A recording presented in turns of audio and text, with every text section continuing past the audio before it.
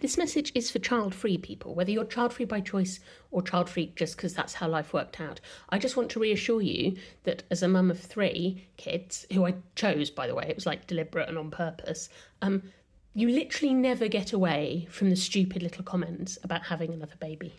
Like, you have one baby and it was horrifically traumatic and you can barely walk straight for months, and everyone's immediately like, oh, when are you going to have another one? And then you have another baby and everyone's like, oh, well, you know, you've had 2 boys.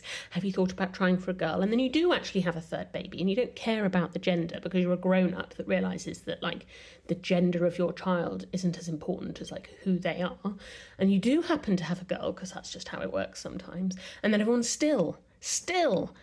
I'm 40 years old, I've got kids who are 8, 6 and 3. I've legitimately, absolutely got my hands full, and people still make stupid little jokes about having another baby.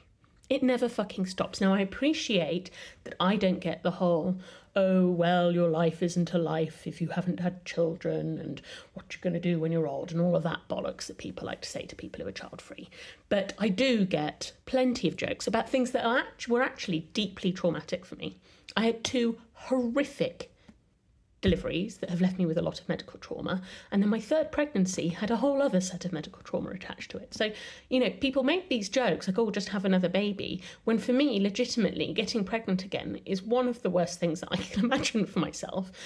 So yeah, I'm sorry that society only sees value if you've procreated, but I would just like to reassure you that even when you've done it 3 times, it's still not enough.